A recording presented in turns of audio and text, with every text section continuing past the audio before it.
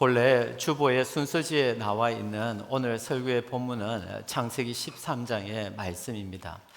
창세기 13장의 말씀을 오늘 전하려고 했던 까닭은 수요 경배와 찬양 시간에 계속 제가 지금 창세기 말씀을 전하고 있는데 이어지는 말씀이 이제 창세기 13장 말씀이기도 하고요. 이번 고난주간 특별 저녁 집회 전체 주제가 내 삶을 깨뜨립니다인데 마침 창세기 13장에 나오는 그 본문의 이야기가 내 삶을 깨뜨립니다라고 하는 이 주제와 또 일치될 수 있는 본문이어서 창세기 13장의 말씀을 전하면 좋겠다 싶어서 그렇게 전하려고 마음을 먹었습니다. 그런데 첫째 날과 둘째 날 이렇게 지나면서 곰곰이 또 생각을 해보니까 하나님께서 주시는 마음이 이 고난주간이 아니면 특별히 이 고난에 관한 말씀을 또 전하는 것은 쉽지가 않을 것 같고, 창세기 13장의 말씀은 주님께서 이번 주 중으로 재림하시지 않으시면 제가 다음 주 수요일 또 말씀을 전하실 수 있으니까 고난주간에 맞게끔 이 말씀을 전하는 것이 좋겠다 싶어서 오늘 말씀을 전하게 되어집니다. 이 고난주간에 특별히 우리는 예수님의 십자가에 대해서 더 어느 때보다 더 많이 생각하고 묵상을 하게 되고 또 묵상을 해야 합니다. 그런데 우리가 성경을 가만히 읽어보면 예수님의 공생의 마지막 일주일을 다루고 있는 이 십자가 사건과 이 고난을 다루고 있는 마태복음, 마가복음, 누가복음, 요한복음을 가만히 보면 의외로 예수님의 십자가에 대해서 너무 단순하게 이거 너무 심한 것 아니야? 싶은 정도로 굉장히 예수님의 십자가 사건에 대해서 아주 심플하게 그냥 기록을 하고 있는 것을 보게 되어집니다. 한번 확인해 볼까요? 먼저 마태복음 한번 보시죠. 마태복음 27장 33절을 보면 골고다 즉 해골의 곳이라고 하는 곳에 이르러 34절 쓸개 탄 포도주를 예수께 주어 마시게 하려 하였더니 예수께서 맛보시고 마시고자 하지 아니하시더라. 35절 그들이 예수를 십자가에 못 박은 후에 그 옷을 제비 뽑아 나누고 거기 앉아 지키더라. 마태는 예수님의 십자가를 딱 한 줄로 그냥 기록하고 끝내버립니다. 그들이 예수를 십자가에 못 박은 후에. 더 이상의 기록이 없습니다. 마가도 마찬가지입니다. 마가복음 15장 22절에서 25절을 한번 보십시오. 예수를 끌고 골고다라 하는 곳에 이르러 23절 모략을 탄 포도주를 주었으나 예수께서 받지 아니하시니라. 24절 십자가에 못 박고 그 옷을 나눌세 누가 어느 것을 가질까 하여 제비를 뽑더라. 때가 제3시가 되어 십자가에 못 박으니라. 마가 역시도 예수님의 십자가에 대해서 딱 두 줄로 요약해서 끝내버립니다. 십자가에 못 박고 십자가에 못 박으니라. 더 이상의 기록이 없습니다. 너무 단순하지 않나요? 누가도 마찬가지입니다. 해골이라 하는 곳에 이르러 거기서 예수를 십자가에 못 박고 두 행악자도 그렇게 하니 이것으로 끝입니다. 거기서 예수를 십자가에 못 박고 더 이상의 내용이 없습니다. 요한도 그럴까요? 그렇습니다. 요한복음 19장 23절입니다. 같이 한번 읽죠. 시작. 군인들이 예수를 십자가에 못 박고 그의 옷을 취하여 네 깃에 나눠 각각 한 깃씩 얻고 속옷도 취하니 이 속옷은 호지 아니하고 위에서부터 통으로 짠 것이라. 요한도 예수님의 십자가는 딱 한 줄, 군인들이 예수를 십자가에 못 박고 이것으로 끝입니다. 오히려 요한이 더 길게 자세히 기록하는 것은 무엇입니까? 예수님의 그 옷을 로마 군인들이 제비 뽑아 나누어 가진 것, 그게 뭐라고? 그걸 훨씬 더 길게 상세하게 기록을 합니다. 이게 여러분은 이해가 되십니까? 아니 군인들이 예수님의 옷을 제비 뽑아 나누어 가진 것, 그게 뭐 중요하다고 그것은 이렇게 자세히 기록을 합니다. 제비 뽑아서 나누어 가졌다. 그 옷은 통으로 된 것이다. 그게 뭐 그렇게 중요하다고 그것은 이렇게 길게 기록을 하면서 정작 예수님의 십자가 못 박힌 사건은요, 군인들이 예수를 십자가에 못 박고 이것으로 끝내버립니다. 굉장히 독특하죠. 그러고 보면 우리가 지금 예수님의 이 고난에 대해서 깊이 묵상해야 하는 시간을 지금 보내고 있는데요, 우리는 이 예수님의 십자가를 생각하면 뭘 자꾸 생각하는 거 아니? 예수님께서 십자가에서 얼마나 아프셨을까? 여기에 대해서 참 많은 묵상을 합니다. 옛날 어릴 적에 부흥회를 가거나 아니면 뭐 수련회 같은 데를 가게 되면 제일 마지막 날은 강사 목사님이 무조건 예수님의 십자가에 대해서 이제 설교를 합니다. 그런데 아직도 기억나는 게 이런 말씀입니다. 예수님 십자가에 매달렸을 때 그 머리에 가시 면류관 썼어. 그 가시, 뾰족한 그 가시, 시간이 지나면 지날수록 머리 깊이 박히는 그 가시 면류관, 그러면 피가 머리에서부터 철철철철 흘러넘쳐.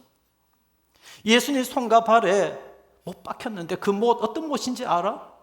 대못이야, 대못. 그걸 쾅 박으면 거기서부터 피리 철철철 흘러넘쳐. 옆구리에 이 로마 군인들이 그 창을 가지고 와서 깊숙이 푹 찔렀어. 그러면 거기서 온갖 피와 물이 뭐 펄펄 나와. 왜 그렇게 됐지? 너희들의 죄 때문이야. 그러면 이제 기도하면 온통 머릿속에 떠오르는 것은 예수님께서 피 범벅이 되어서 그것밖에 기억이 안 납니다. 그 불쌍해서 막 눈물이 나오고 막 그래요. 그런데 정작 성경은 그런 것은 별로 기록하지 않습니다. 예수님 손과 발에 못을 박았는데 아야! 이렇게 예수님 말씀하셨더라, 이런 기록이 없습니다. 피가 얼만큼 흘렀는지 이런 게 기록이 없습니다. 패션 오브 크라이스트라고 하는 영화가 있습니다. 다들 한 번씩 보셨죠? 기가 막히게 잘 만든 영화입니다. 근데 그 영화를 보면서 한 가지 안타까운 것은요, 2시간이 넘는 그 영화 러닝타임의 절반 이상이 예수님의 십자가 육체적 고통에만 너무 포커스를 맞춥니다. 이리저리 예수님의 그 핏방울이 튀어지는 그 장면들, 채찍에 예수님의 살점이 뜯어나가는 그 디테일한 장면들, 그런 것들을 그렇게 잘 묘사를 합니다. 그랬을 것 같아요. 그런데 알아야 될 것은 성경은 그런 것에 대해서는 일체 관심을 가지지 않는다는 것입니다. 방금 사복음서를 다 확인시켜 드렸던 것처럼 복음서는 그런 것에 대해서는 일체 관심을 가지지 않고 군인들이 예수를 십자가에 못 박았다, 이것으로 그냥 끝내버린다는 것입니다. 그래서 우리에게 중요한 질문은 이겁니다. 이 고난주간에 우리가 진짜로 묵상해야 할 것은 도대체 뭐냐라는 것입니다. 다시 말해서 이 사복음서는 예수님의 공생의 마지막 일주일, 특별히 예수님의 이 십자가 사건 기록을 하면서 무엇에 이 사복음서 성경은 초점을 맞추면서 기록을 하고 있는가라는 것입니다. 성경이 포커스를 맞추는 여기에 우리의 묵상도 포커스를 맞춰야 되니까요. 확인한 것은 예수님의 육체적 고통에 대해서는 성경은 일체 언급이 없다라고 하는 것입니다. 그러면 예수님의 마지막 이 일주일 십자가 사건에 성경 사복음서가 초점 맞추는 것은 무엇일까요? 이겁니다. 이때 예수님께서 하신 말씀이 무엇이냐? 예수님의 메시지에 사복음서 모두 다 초점을 맞추고 있습니다. 그래서 보십시오. 예수님께서 십자가에 매달렸을 때 피가 얼마나 흘렀는지, 얼마나 아팠는지 그런 거는 기록하지 않으면서도 십자가 위에서 예수님께서 하신 7가지 말씀은 다 기록을 하고 있습니다. 성경은 철저하게 예수님의 공생의 마지막 일주일과 예수님의 십자가상에서의 그 아픔에 대해서는 별 관심을 가지지 않습니다. 예수님께서 하신 말씀이 무엇인가 포커스를 맞춥니다. 하여 주 안에 사랑하는 성도 여러분, 오늘부터 예수님의 마지막 일주일 공생의 동안에 예수님께서 하신 말씀만 하나하나씩 한번 묵상해 보십시오. 그게 이 고난주간에 성경에 어울리는 묵상 방법이 되어질 것입니다. 이 오늘 우리가 읽은 이 말씀은요, 예수님께서 십자가 달리기 전 마지막 그 일주일 동안에 예수님께서 행하신 말씀들 가운데 최절정에 이르는 부분이 오늘 우리가 읽은 이 본문입니다. 이게 무슨 말이냐면 예수님께서 이제 십자가에 달리기 위해서 예루살렘 입성을 하게 되었습니다. 예루살렘에 들어가신 예수님께서 제일 먼저 찾아가신 곳이 어디이시죠? 성전입니다. 그래서 그 성전에서 장사하는 모든 사람들이 상을 뒤엎어 버립니다. 일명 성전 청결 사건을 행하십니다. 우리가 2주 전에 우리가 말씀을 함께 나눴던 본문입니다. 거기서 예수님께서 뭐라고 말씀을 하셨습니까? 내 아버지의 집을 장사하는 집으로 만들지 말라. 만민이 기도하는 집을 너희들이 강도의 구혈로 만들었도다. 그래서 또 이렇게 말씀하시죠. 이 성전을 홀라 내가 사흘 동안에 일으키리라. 이 말씀을 하십니다.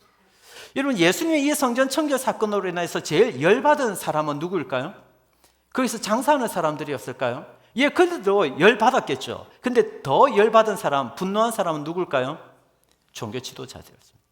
그래서 예수님의 이 성전 청결 사건 이후로 종교 지도자들은 예수님을 죽이기로 결정하게 되었습니다. 이게 무슨 말이냐면, 예수님의 이 성전 청결 사건 있기 전에는 종교 지도자들의 고민이 뭐였냐면 예수를 죽일까 말까, 이것이 저들의 고민이었습니다. 그런데 예수님의 이 성전 청결 사건 이후에 고민이 바뀝니다. 저 예수를 어떻게 죽일까로 고민이 바뀌어져 버립니다. 그래서 이어지는 마가복음 12장을 보게 되어지면 종교 지도자들과 예수님의 논쟁이 펼쳐지게 되어집니다. 여기서 말하는 종교 지도자들이란 대제사장을 비롯한 서기관들과 바리새인들, 그리고 사두개인들, 헤롯 당원들입니다. 이들이 합심하여서 예수를 죽이기 위해서 논쟁을 하게 되어집니다. 그 내용이 마가복음 12장 13절에 적나라하게 기록이 되어져 있습니다. 그들이 예수의 말씀을 책잡으려 하여 바리새인과 헤롯 당 중에 사람을 보내요. 여러분, 이들이 모두 다 일심단결해서 예수님과 논쟁을 하는데 그 이유가 뭐라고요? 예수를 죽이기 위해서 예수님의 말씀 가운데서 책잡을 만한 것이 뭐가 있을까? 그거 하나 붙잡으려고 마가복음 12장에 보면 치열한 논쟁이 벌어집니다. 그럼 이제 이런 생각을 하게 되겠죠. 평소에 그러면 이 네 부류의 종교 지도자들은 상당히 가까웠나? 그렇지 않습니다. 서로 앙숙이었습니다. 가령 예를 들어서 사두개인들은 부활은 없다라고 믿는 사람들이었습니다. 그런 사람들을 향해서 서기관들은 저 무식한 놈들이라고 이야기했습니다. 손가락질을 했습니다. 그리고 저들을 향해서 무식하다고 손가락질하는 그 서기관들을 향해서 이 사두개인들은 머리만 크고 가슴은 뜨겁지 않는 존재들이라고 그렇게 또 비아냥거렸습니다. 헤롯 당원들요, 그들은 무력을 통하여서 사회 개혁을 하고 이 세상을 뒤엎어야 된다라고 외쳤던 이들이 헤롯 당원들이었습니다. 거기에 비해서 바리새인들은 무력은 무슨 율법으로 사회를 개혁해야 된다라고 외쳤던 것이 바리새인들입니다. 안 맞죠. 뿐만 아니라 이 교회에서 가장 큰 영향력을 차지하고 있는 이들은 서기관들과 바리새인들이었습니다. 이들은요, 서로 유대교 안에 주도권을 잡기 위해서 끊임없이 투쟁을 하고 갈등을 하고 대립을 하고 있습니다. 이 네 부류들은 아무도 서로 친하지 않았습니다.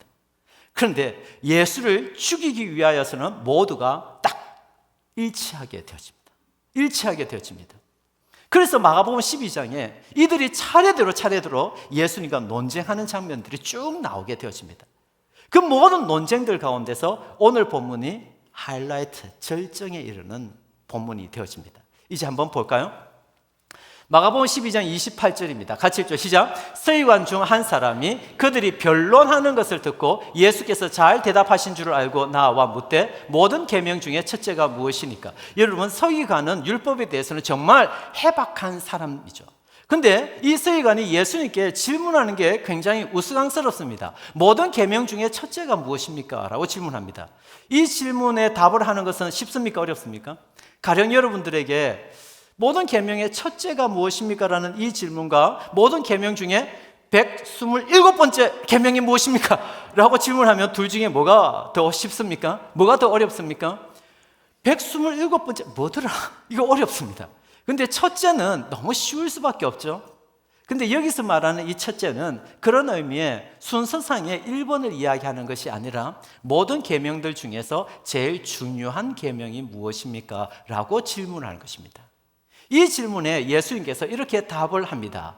29절 같이 읽죠. 시작. 예수께서 대답하시되 첫째는 이것이니 이스라엘아 들으라 주 곧 우리 하나님은 유일한 주시라. 30절 내 마음을 다하고 목숨을 다하고 뜻을 다하고 힘을 다하여 주 너의 하나님을 사랑하라 하신 것이요 라고 말씀하십니다. 마가복음 12장 30절 어디서 많이 들어보지 않았습니까? 이 말씀을 일컬어서 쉐마라고 이야기합니다. 어디 있는 말씀이죠? 신명기 6장에 있는 말씀입니다. 한번 확인해 볼까요? 신명기 6장 4절입니다. 시작. 이스라엘아 들으라 우리 하나님 여호와는 오직 유일한 여호와이시니. 똑같죠? 5절 시작. 너는 마음을 다하고 뜻을 다하고 힘을 다하여 내 하나님 여호와를 사랑하라. 똑같죠? 똑같습니까? 다릅니까? 아니 이게 뭐 그렇게 어려운 질문이라고. 똑같습니까? 다릅니까? 확인을 해볼까요? 예수님께서 하신 말씀을 한 번 더 보십시오. 시작. 내 마음을 다하고 목숨을 다하고 뜻을 다하고 힘을 다하여 주 너의 하나님을 사랑하라라고 말씀하셨어요. 쉐마의 말씀인 신명기 6장 5절입니다. 같이 읽죠. 시작. 너는 마음을 다하고 뜻을 다하고 힘을 다하여 내 하나님 여호와를 사랑하라. 똑같습니까? 다릅니다. 다릅니다. 비슷한데 다릅니다. 뭐가 다릅니까? 예수님의 말씀에는 목숨이라는 말이 들어가 있습니다. 왜 예수님께서는 쉐마의 말씀에 목숨이라는 이 말을 왜 추가하는 것일까요? 왜일까요? 두 가지 의미죠. 첫 번째, 이제 너희들이 하나님을 사랑하려면 어떻게 사랑해야 된다? 목숨 다해 사랑해야 한다. 그렇지 않으면 하나님 사랑 아니다. 하나님보다 더 사랑하는 그 무엇이 있어?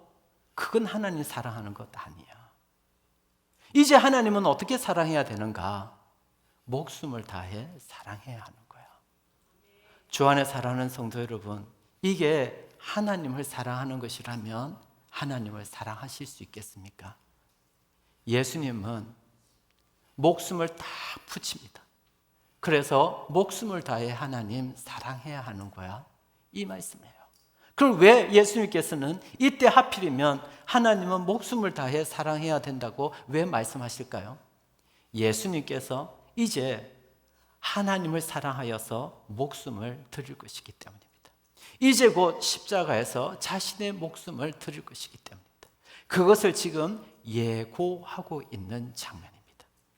그런가 하면 이어서 예수님께서는 또 이렇게도 말씀하시죠. 마가복음 12장 31절 시작. 둘째는 이것이니 내 이웃을 내 자신과 같이 사랑하라 하신 것이라 이보다 더 큰 계명이 없느니라. 굉장히 헷갈리죠. 예수님께서 뭐라고 말씀하셨죠? 첫째는 즉 가장 중요한 계명은 뭐다고요? 목숨을 다해 하나님을 사랑하는 것이다 라고 이야기했는데, 둘째는 이러면서 이웃을 사랑하는 것에 대해서 말씀하시고는 이보다 더 큰 계명이 없다, 이것보다 더 중요한 계명이 없다라고 이야기합니다. 아니 그러면 하나님의 사랑이 제일 중요하다는 것입니까? 이웃 사랑이 제일 중요하다는 것입니까? 이게 도대체 뭘 이야기하는 것입니까? 예, 하나님의 사랑과 이웃 사랑은 나누어질 수 있는 것이 아니다라는 것입니다. 너가 하나님을 정말 사랑해?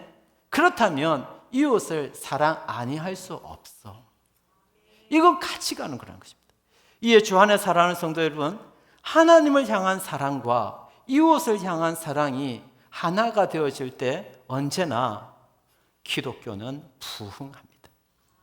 그런데 하나님의 사랑과 이웃의 사랑이 나누어지게 되어질 때 기독교는 무너집니다. 그래서 하나님의 사랑 없이 이웃 사랑만 있게 되어지면 기독교는 이단이 되어집니다. 하나님을 향한 사랑만 있고 이웃 사랑이 없을 때 기독교는 독선이 되어집니다. 그런데 그런 기독교는 진짜 기독교가 아닙니다. 이에 여러분들은 어떻습니까? 하나님 사랑과 이웃 사랑이 지금 같이 가고 있는 것 맞습니까? 제가 한때 조영남 씨 이야기를 좀 해드렸어요. 가수 조영남 씨가 원래는 모태신앙인인데 그가 교회를 더 이상 나가지 않는 이유에 대해서 어느 방송국에서 이야기를 한 것이 있어요. 그게 뭐냐면 고등학교를 다닐 때 학교를 마치고 이제 집에 왔더니 어머니께서 시장에 꿀을 이제 내다 파는 그 일을 부업으로 하셨는데 그 꿀을 만들더라는 것입니다. 그 꿀을 만드는데 그 항아리에 참꿀이라고 하는 표준이 이렇게 붙어져 있는데 어머니께서 세상에 그 꿀에 하얀색 백설탕을 그렇게 콸콸콸 붓더라는 것입니다. 그러면서는 이걸 휘저으면서 내 주를 가까이 하게 함은 그 찬송가를 그렇게 부르면서 항아리에 붙은 것은 참꿀이라고 했는데 그 백설탕을 그렇게 부어가면서 찬송가를 부르는데 그게 참 이상하다 생각을 했다는 것입니다. 그런데 세상에 나와서도 보니까 참 많은 예수쟁이라고 하는 사람들의 삶이 그런 삶이더라는 것입니다. 그게 계기가 되어서 결국에는 조영남 씨가 교회를 떠나게 되었다라고 그렇게 이야기를 합니다. 주 안에 사랑하는 성도 여러분, 우리는 어떻습니까? 하나님을 사랑하고 이웃을 사랑하는 데 있어서 우리는 하나가 되어져 가고 있습니까? 시골의 권사님께서 새벽기도 가서 열심히 기도하고 오면서 남의 집 밭에 호박 열린 걸 보고는 할렐루야 하고 따고는 갑니다.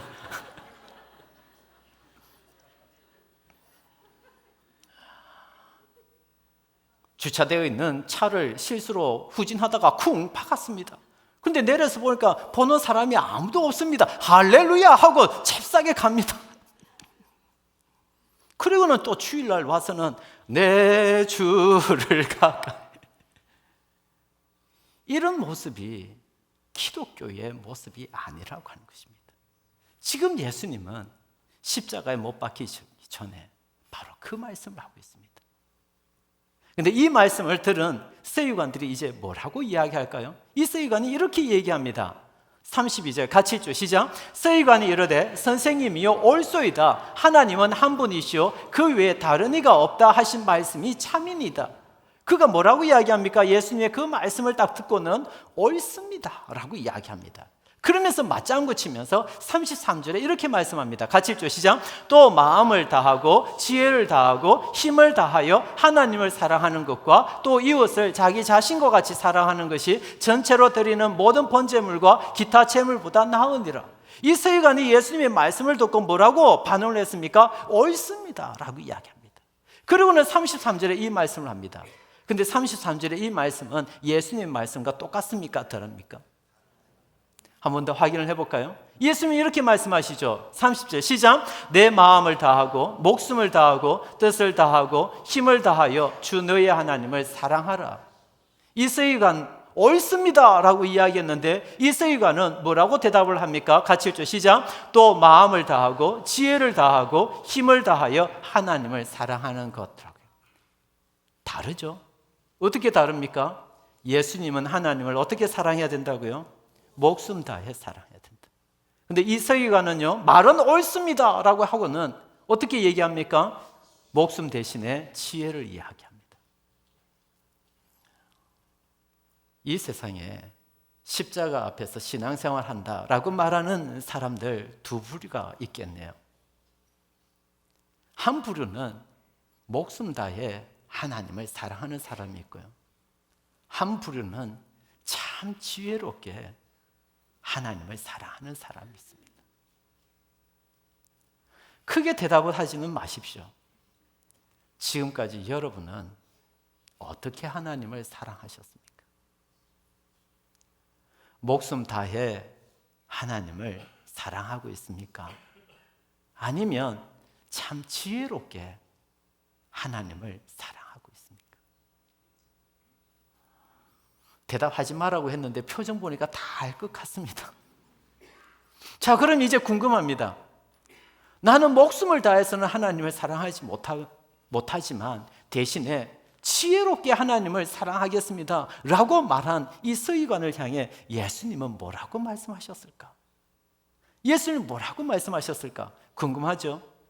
이어지는 34절입니다. 같이 읽죠. 시작. 예수께서 그가 지혜 있게 대답함을 보시고 이르시되 네가 하나님의 나라에서 멀지 않도다 하시니. 지혜 있게 대답함을 보시고 목숨 걸고 사랑하지는 못하고 그저 지혜롭게 사랑하겠습니다 라고 말하는 그 서기관에게 그 지혜를 콕 집어내어서 그가 지혜 있게 대답함을 보시고 뭐라고 얘기합니까? 말씀하십니까? 네가 하나님 나라에서 멀지 않도다. 이거 칭찬입니까? 아닙니까? 이거 칭찬입니까? 칭찬 아닙니까? 딸아이가 집에 안 와서 야, 너 도대체 어디야? 라고 했더니 아빠 가까이 왔어요 라고 이야기하면 이거 가까이 왔다라고 이야기하는 것은 집 안에 있다는 것입니까? 집 밖에 있다는 것입니까? 하나님 나라에서 멀지 않다라고 하는 것이 칭찬처럼 보이는데 엄밀하게 얘기하면 하나님 나라 안에 있다는 것입니까? 하나님 나라 밖에 있다는 것입니까? 근데 왜 멀지 않다라고 이야기합니까? 거의 온 것 같은데, 거의 온 것 같은데, 쓱 훑어보면 하나님 나라 안에 있는 것 같은데 실제로 보니까 하나님 나라 안이 아니더라는 것입니다. 그게 지혜 있게 하나님을 사랑한다라고 이야기하는 서기관들을 향한 주님의 메시지입니다. 오늘 설교의 시작 부분에 말씀드렸습니다. 우리는 이 고난주간에 무엇을 묵상해야 됩니까? 성경은 어디에 포커스를 맞추고 있다고요? 예수님께서 십자가에서 얼마나 아팠을까? 성경은 그런 거 일체 기록하지 않습니다. 무시해버립니다. 대신에 철저하게 이때 예수님께서 하신 말씀을 기록하고 있습니다. 이에 우리도 이 고난주간에 예수님의 이 말씀에 우리가 더 깊이 묵상을 해야 됩니다. 예수님은 하나님을 어떻게 사랑해야 된다고요? 목숨 걸고 사랑해야 된다고요. 그런데 서기관은요, 지혜롭게. 예수님은 그 서기관을 보고 뭐라고 말씀하시죠? 네가 하나님 나라에서 멀지 않다라고 이야기합니다. 다시 말해서 너는 거의 구원받은 자이구나, 이렇게 얘기합니다.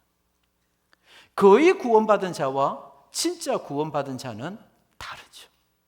어쩌면 그날이 되었을 때 제일 안타까운 사람이 거의 구원받은 사람입니다. 거의 구원받은 사람. 이 말씀 앞에 우리가 우리 스스로를 점검해 봐야 합니다. 나는 하나님을 어떻게 사랑하지?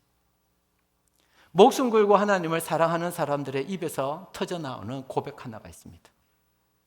목숨 걸고 하나님을 사랑하는 자들의 입에서만 터져나오는 고백이 있습니다. 그 고백은 주 예수보다 더 귀한 것은 없네, 이 고백입니다. 하여 이 고난주간에 우리가 입술을 열어서 고백해야 할 단 하나의 신앙 고백이 있다면, 주님, 저에게는 주 예수보다 더 귀한 것은 없습니다, 이 고백입니다. 아멘이십니까? 우리 모두 자리에서 일어나셔서 우리 이 찬양 함께 부르며 나아가죠. 찬송가입니다. 주 예수보다 더 귀한 것은 없네. 우리 함께 우리의 신앙 고백을 담아서 우리 찬양 함께 올려드리죠.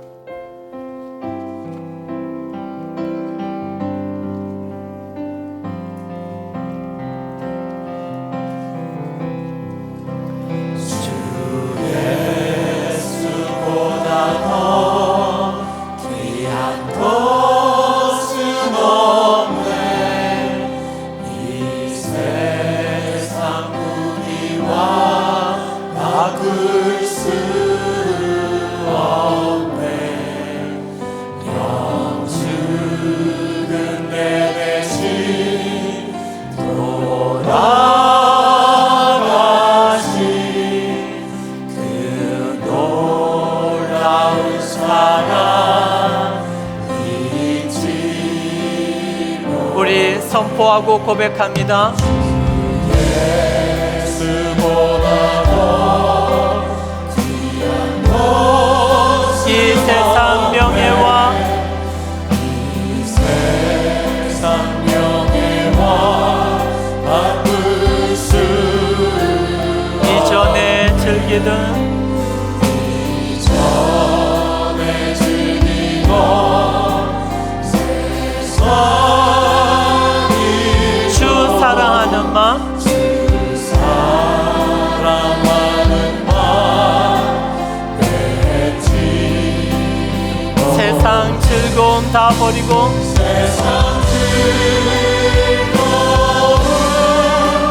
다 버리고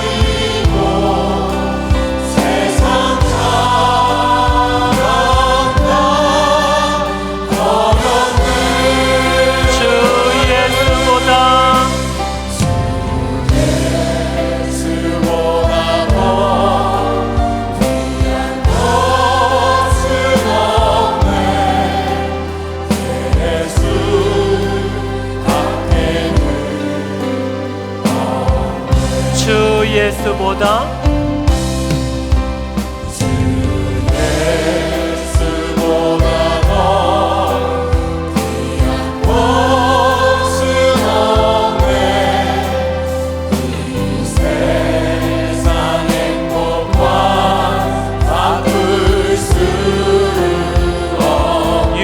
유혹과 핍박이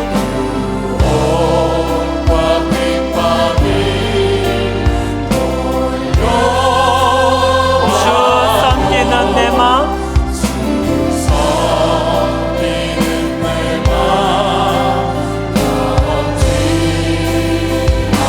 세상 즐거움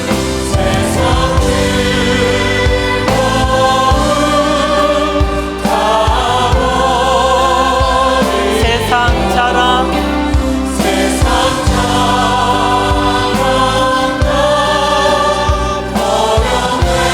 주 예수보다 더 귀한 것은 없네.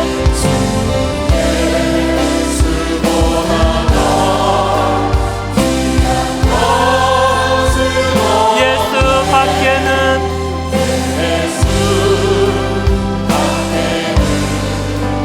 우리 두 손 높이 들고 세상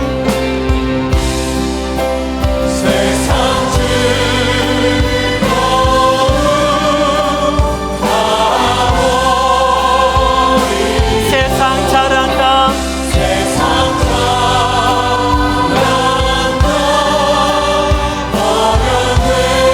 주 예수보다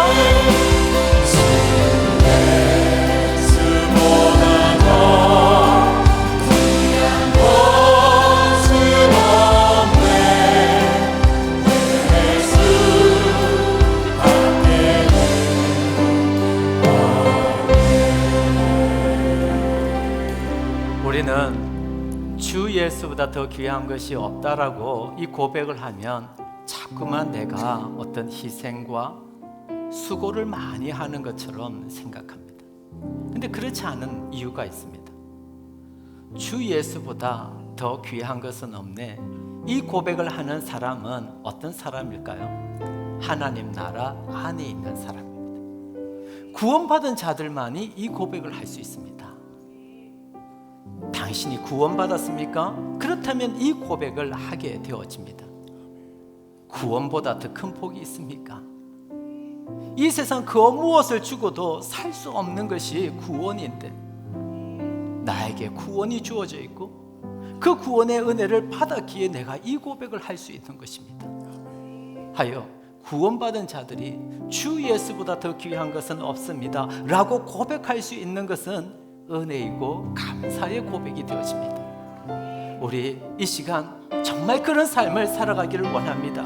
주 예수보다 더 귀한 것은 없습니다. 이 고백으로 올해 고난주간을 보내는 결단하는 그런 신자들이 되게 하옵소서. 우리 다 같이 주여 외치고 한번 기도하며 나갑니다. 주여 하나님 아버지 오늘 내려주옵소서. 하나님 은혜를 내주시길 원합니다. 하나님 그렇습니다. 나는 하나님 나라 안에 있는 자입니다. 나는 구원받은 자입니다. 그래요 내 인생을 통하여서 주 예수보다 더 귀한 것은 없음을 기꺼이 고백합니다. 하나님 이 고백하는 나에게 은혜를 내려주셔서 더욱더 목숨 걸고 하나님을 사랑하게 도와주시고 하나님을 향한 나의 사랑이 나의 모든 것을 그게 도와주시고 주 예수보다 더 귀한 것이 없으니 나의 가장 소중한 고백이 되게 도와주옵소서. 하나님 그렇습니다. 날마다 주님께로 더 가까이 나아가길 원합니다. 세상의 어떤 적용도 세상의 어떤 자랑도 주 예수보다 더 귀한 것이 없음을 고백합니다. 하나님 이 고백 가운데 나아가길 원합니다. 이 신앙 고백 가운데 하나님 하루하루를 살아가길 원합니다. 그리고 이와 같은 삶이 실제 나의 삶이 되어지길 원하오니 하나님 은혜를 내려주시고 긍휼을 내주셨길 원합니다. 하나님 목숨 걸고 하나님을 사랑하길 원합니다. 목숨 걸고 주님을 더욱더 따르기를 원합니다. 목숨 걸고 신자의 길을 걸어가기를 원합니다. 목숨 걸고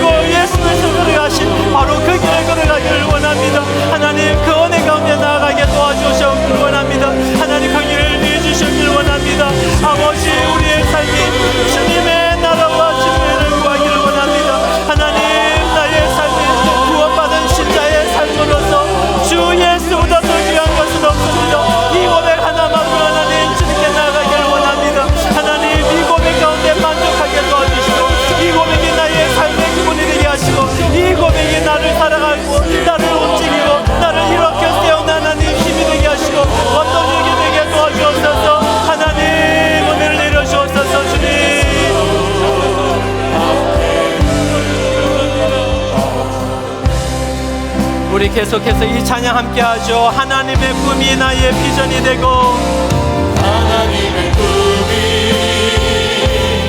나의 비전이 되고, 예수님의 성품이 나의 인격이 되고, 성령님의 권능이 나의 능력이 되길 원하고 바라고 기도하는 하나님의 꿈이 나의 비전이 되고, 하나님의 꿈이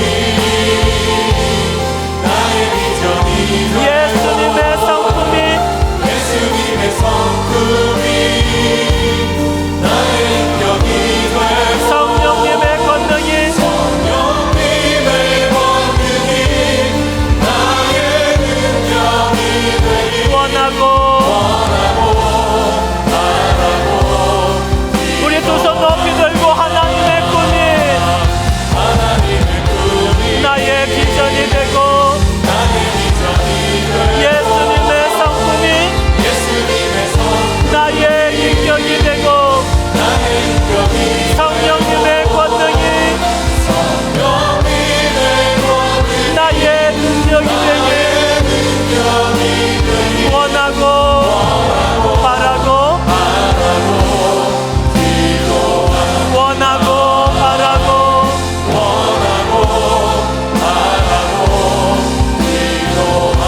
원하고 바라고.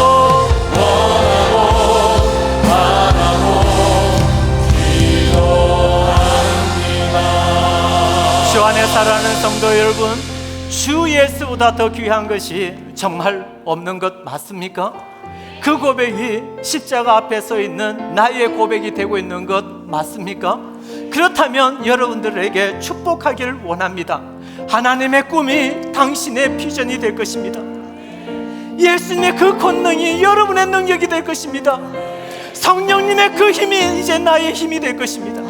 그것이 주 예수보다 더 귀한 것이 없습니다 라고 고백하는 저와 여러분을 향한 하나님의 은혜요 선물입니다. 받으십시오. 아멘. 우리 기도로 이 모든 것들을 하나님 허락하여 주옵소서. 주님의 꿈이 나의 비전이 되고, 예수님의 그 능력이, 성령님의 그 능력이 나의 힘과 나의 능력이 되는 그 놀라운 삶을 오늘부터 시작하게 도와 주옵소서. 우리 다 같이 주여 힘차게 부르짖고 기도하며 나갑니다. 주여 하나님 오늘 내려 주옵소서. 그렇습니다.